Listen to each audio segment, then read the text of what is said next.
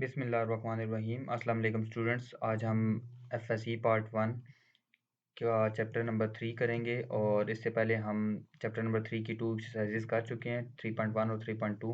आज हम exercise 3.3 start करेंगे। तो इसके पहले क्वेश्चन की तरफ हम बढ़ते हैं।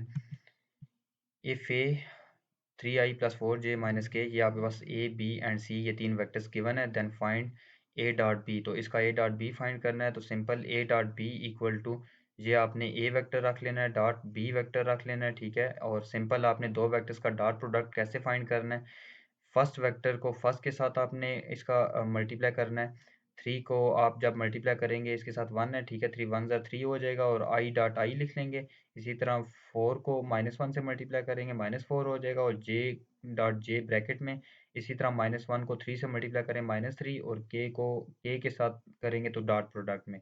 तो जब भी आपके पास सेम वेक्टर्स का डॉट प्रोडक्ट आ जाए तो वो 1 हो जाता है। आई डॉट आई 1 होता है, इसी तरह जे डॉट जे वो भी 1 होता है और के डॉट के वो भी 1 होता है। अब आप लोगों के माइंड में एक क्वेश्चन आ रहा होगा कि ये आई वाला हमने फर्स्ट एलिमेंट फर्स्ट से किया मल्टीप्लाई, लेकिन हमने फर्स्ट वाला सेकंड से नहीं किया। जब हम फर्स्ट वाला सेकंड से करेंगे तो उसमें आई डॉट जे आ जाएगा, और जब भी दो डिफरेंट वेक्टर्स का डॉट प्रोडक्ट आ जाए वो ज़ीरो हो जाता है। इसलिए ये आई जो है ये बाकी वाले एलिमेंट के साथ ज़ीरो हो जाएगा, इसलिए हमें करने की ज़रूरत नहीं। जस्ट आपने आई वाला आई के साथ मल्टीप्लाई करना है, जे वाला जे के साथ और के वाला के के साथ। मैं फिर बता रहा हूँ, डॉट प्रोडक्ट के अंदर हम वेक्टर्स को इस तरह से मल्टीप्लाई करते हैं कि सेम जो वेक्टर्स होते हैं आई और आई जैसे कि सेम है तो इन्हीं को मल्टीप्लाई करेंगे, इसके अलावा कोई मल्टीप्लाई नहीं करेंगे। अगर क्योंकि मल्टीप्लाई करते हैं तो वो ज़ीरो हो जाता है, तो उसको लिखने की ज़रूरत नहीं है। और इसमें आप लोगों को फिर मैं बता रहा हूँ, ये आई डॉट आई 1 होता है और सेम वेक्टर्स का डॉट प्रोडक्ट 1 होता है। तो ये इसका सोल्यूशन -4 आ जाएगा। इसी तरह आप लोग you can find A dot C easily. इस क्वेश्चन नंबर 1 के जितने भी पार्ट हैं ये आप लोगों ने आप खुद ट्राई करने हैं। ये मैं आप लोगों को दिखा देता हूँ, इनके सॉल्यूशंस आप लोगों ने हेल्प ले सकते हैं, ठीक है। लेकिन कोशिश सबसे पहले ये कोशिश करें कि आप लोग खुद ट्राई करें। ए डॉट बी प्लस सी, अब बी प्लस सी आ चुका है, ठीक है। पहले सबसे पहले आपने बी और सी को ऐड करना है। बी और सी को ऐड कैसे करना है कि आई वाला 2i, अब जैसे हम मल्टीप्लाई जैसे कर रहे थे, आई वाला आई से मल्टीप्लाई कर रहे थे, जे वाला जे से और के वाला के से, इसी तरह हम ऐड भी ऐसे ही करेंगे। आई वाला आई में ऐड करेंगे, जे वाला जे में ऐड करेंगे और के वाला के में ऐड करेंगे, ठीक है। सेम वेक्टर्स ऐड होते हैं, डिफरेंट वेक्टर्स ऐड नहीं हो सकते। तो इसी तरह 3i 0j -2 के आ गया आप लोगों के पास। अब ये एक वेक्टर हो चुका है बी प्लस सी। तो अब हम ऐसा करते हैं कि ए डॉट बी प्लस सी ले लेते हैं, ए वेक्टर रख लेते हैं, डॉट बी प्लस सी का जो भी सोल्यूशन निकाला है वो हम रख लेते हैं, और फिर आपने इसका डॉट प्रोडक्ट ऐसे ही लेना है जैसे हम प्रीवियस क्वेश्चंस में लेते आ रहे हैं। इसी तरह 2a + 3b डॉट सी, ये इसी तरह आप लोग कर सकते हैं। पहले 2a फाइंड कर लें, 2 को मल्टीप्लाई करें a वेक्टर के साथ वो ये बन जाएगा, 3 को b के साथ करें वो ये वेक्टर बन जाएगा, और इन दोनों को ऐड कर लें 2a और 3b को। तो ये 2a + 3b ऐड करें तो ये 2a का जो सोल्यूशन आया था वो लिखा, प्लस 3b का ये वाला। अब इन दोनों को ये ऐड करेगा, 6i + 3i 9i होता है, 8j में से 3j गया 5j होता है, और -2k 9k में से गया 7k होता है।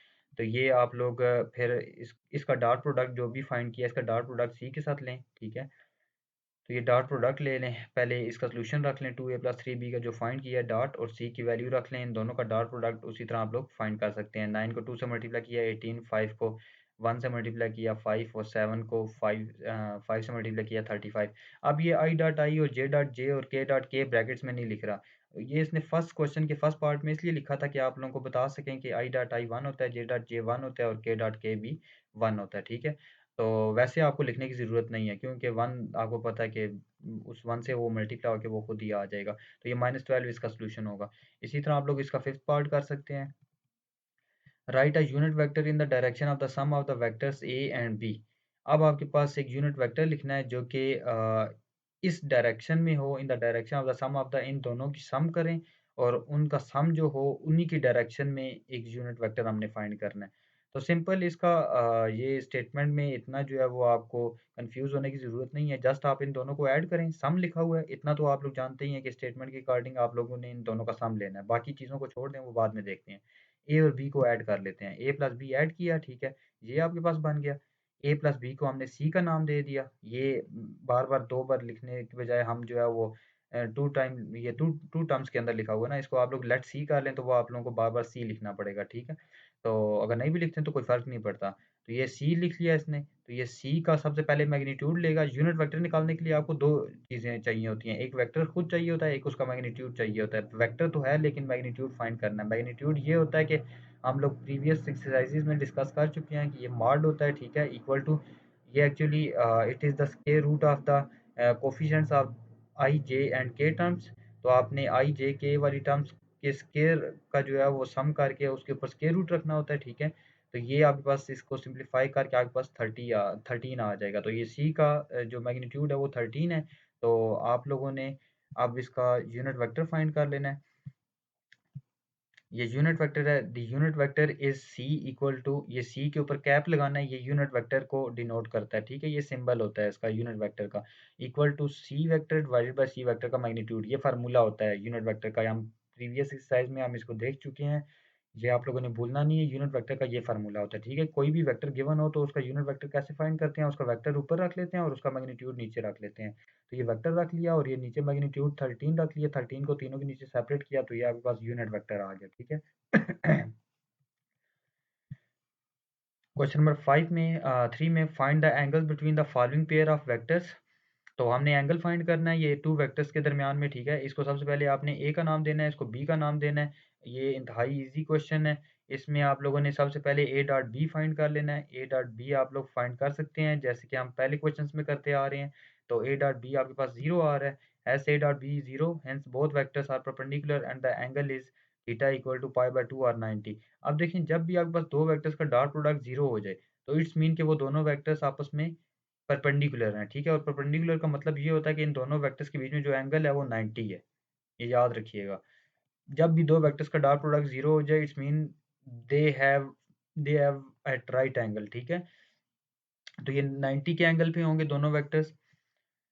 पार्ट नंबर 2 के अंदर आप लोगों ने फिर ए और बी का नाम देना है, इनका डॉट प्रोडक्ट फाइंड करना है। डॉट प्रोडक्ट फाइंड करने के बाद आप 8 आ चुके हैं। अब हमें नहीं पता कि ये वो वेक्टर्स क्या हैं, ठीक है। वहाँ तो चलें एक 0 आ गया तो हमें पता चल गया वो परपेंडिकुलर है। अगर 0 के अलावा कोई आंसर आता है तो फिर आप लोग पता नहीं लगा सकते। तो आप लोगों ने फिर 8 निकाल लिया, इसको अभी यहीं पे छोड़ देना है।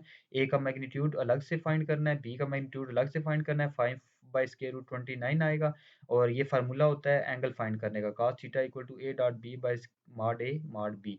तो ये ऊपर 8 डॉट बी 8 आया था, ए मॉड 5 आया था, बी मॉड अंडर रूट 29 आया था। तो ये कास, ये इस तरफ से कास उस तरफ जाके इन्वर्स हो जाएगा थीटा। ये आप लोग कास इन्वर्स ये कैलकुलेटर में ये सारे का सारा इन करें, ठीक है। तो ये थीटा आपके पास 73 डिग्री तकरीबन इतना आ जाएगा। तो ये इतना एंगल आ रहा है। मैं फिर बता रहा हूँ, अगर आप लोगों के पास ए डॉट बी 0 आ जाता है it's mean A and B are perpendicular vectors, ठीक है। अगर 0 के अलावा कोई नंबर आता है तो फिर आप लोगों को ये फार्मूला लगाना पड़ेगा। ये इस फार्मूले को याद रख लें। इस फार्मूले के लिए ए डॉट बी आप अलग से फाइंड करेंगे, ए का मैग्नीट्यूड फाइंड करेंगे, बी का मैग्नीट्यूड फाइंड करेंगे। ये तीनों चीज़ें फाइंड करके आप लोगों ने यहाँ पुट करनी है। पुट करने के बाद कास को इन्वर्स कर लेना है इस तरफ, तो ये थीटा आपके पास एंगल आ जाएगा। अब ये पार्ट नंबर 3 में भी ऐसे ही करेगा, ये देख सकते हैं आप लोग।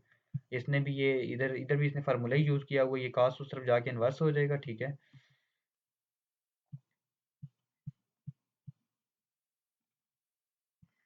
ये cos इनवर्स हो गया, ठीक है। शो डैट, फिर आपने ये एक वेक्टर दिया हुआ है, इस perpendicular to both this vector and this vector.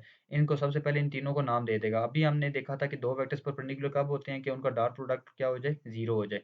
तो इसको ए का नाम दे देंगे, इसको बी का, इसको सी का। तो हमने ये शो करना है कि ए भी इस बी के परपेंडिकुलर है और ये ए वेक्टर इस सी के भी परपेंडिकुलर है। तो हम सबसे पहले ए बी सी का नाम दे दिया। सबसे पहले ए डॉट बी चेक कर लेते हैं। तो ए डॉट बी हम डॉट प्रोडक्ट लेंगे, डॉट प्रोडक्ट आप लोग लेके चेक करेंगे, ये 0 आएगा। तो thus by definition A is perpendicular to B, it's mean आपके पास ए बी के परपेंडिकुलर हो चुका है। ए को फिर आपने सी के साथ डॉट प्रोडक्ट करना है, वो भी 0 आ जाएगा। दस ए इज परपेंडिकुलर टू सी। तो सिंपल आपने क्या करना है, ए बी सी नाम देना है और ए का डॉट बी के साथ लेना है और ए का डॉट सी के साथ लेना है। इजी क्वेश्चन है। Let A and B find a vector that is orthogonal to both A and B. तो फर्स्ट फाइंड, अब देखें इस क्वेश्चन में वो क्या कह रहा है, ए और बी दो वेक्टर्स हैं, find a vector that is orthogonal to both A and B. अब वो वेक्टर हमने फाइंड करना है जो कि इसके भी परपेंडिकुलर हो और बी के भी परपेंडिकुलर हो। ऑर्थोगोनल का मतलब होता है परपेंडिकुलर, ठीक है।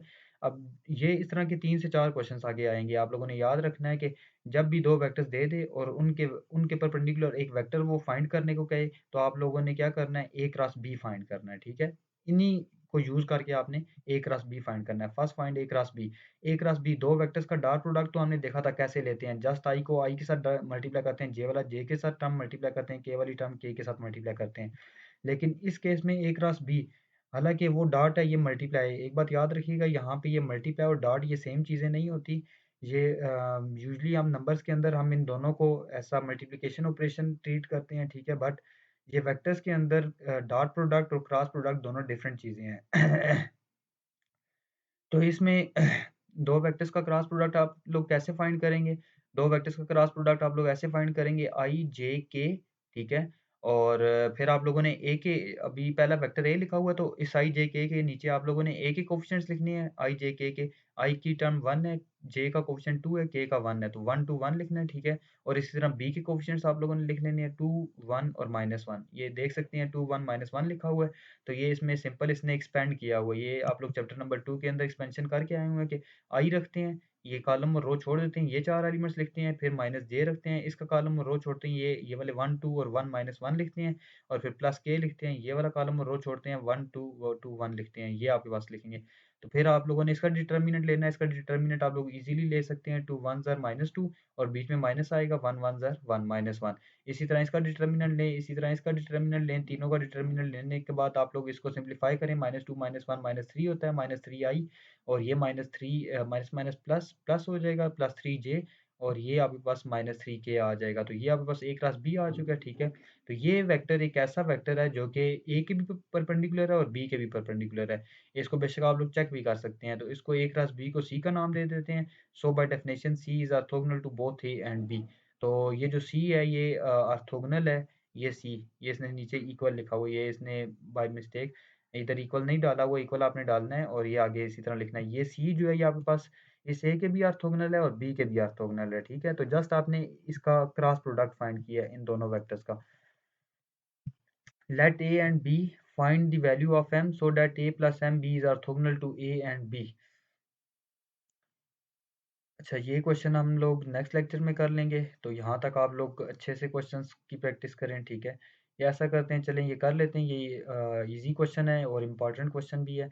Let A and B find the value of m, हमने m की वैल्यू फाइंड करनी है कि ये चीज़ ऑर्थोगोनल हो a के भी और b के भी।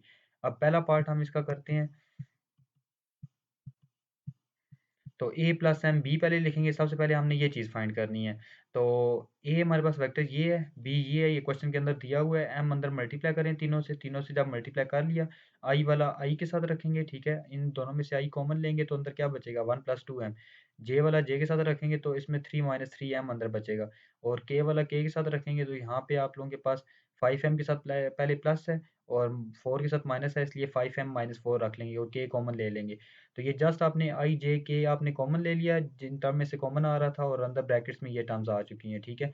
If A plus M B is orthogonal to A, अब हमारे पास वो कह रहा था कि ए प्लस एम बी जो है वो पहला पार्ट ये था कि ये ऑर्थोगोनल था ए के, ए टर्म के। तो इसका मतलब ये है कि ए का dot product a plus M b के साथ 0 के इक्वल है। तो हम क्या करेंगे, ए प्लस एम बी का डॉट प्रोडक्ट ए के साथ 0 के इक्वल रख लेंगे और ए की वैल्यू रखेंगे, और ये ए प्लस एम बी की अभी जो वैल्यू आई थी ये सारी इसने रखी हुई है, ठीक है, ये नीचे स्टेप में ले गया।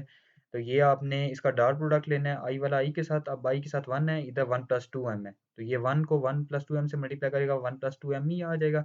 तो इनके साथ आपके पास ये देख सकते हैं कि जस्ट इसके कोफिशिएंट्स मल्टीप्लाई होंगे। अब 3 वाला मल्टीप्लाई होगा जे वाले के साथ, 3 से मल्टीप्लाई होगा, 3 × 3 -3m, ये आ गया। और के वाला आपके पास क्या है, 5m - 4, और इधर के वाला -4 है, तो -4 जस्ट इसके साथ आ जाएगा, ठीक है, ये इक्वल टू 0। और मैं आपको बता चुका था कि आई डॉट आई 1 होता है, इसलिए वो लिख नहीं रहा, जे डॉट जे 1 होता है, के डॉट के 1 होता है, ठीक है, इक्वल टू 0। अब इस सारे को ये मल्टीप्लाई करके सिंप्लीफाई करेगा, एम वाले एम में ऐड करेगा, कॉन्स्टेंट नंबर कॉन्स्टेंट में ऐड करेगा, तो ये 26 की तरफ जाके -26 हो जाएगा, और ये माइनस माइनस कैंसिल हो जाएगा, 27 डिवाइड हो जाएगा, तो ये यहाँ पे आप लोगों के पास m आ जाएगा। ये m की वैल्यू 26/27 आ गई है। अब तो उसने a प्लस एम बी को एक साथ डॉट प्रोडक्ट किया था, अब वो b का डॉट प्रोडक्ट लेगा a प्लस एम बी के साथ, ठीक है। तो सिंपल b की वैल्यू पहले रख लेगा और a प्लस एम बी की वैल्यू रख लेगा, फिर उसी तरह से डॉट प्रोडक्ट लेके उनको सिंप्लीफाई करके m की वैल्यू 27 और 38 निकाल लेगा, ठीक है। ये क्वेश्चन इंपॉर्टेंट है, इसको आप लोगों ने करना है, ठीक है, एक बार खुद प्रैक्टिस करना है अच्छे से। तो इंशाल्लाह हम नेक्स्ट वाले क्वेश्चन जो हैं वो बाकी के रिमेनिंग क्वेश्चंस हम नेक्स्ट लेक्चर में करेंगे। अल्लाह हाफिज़।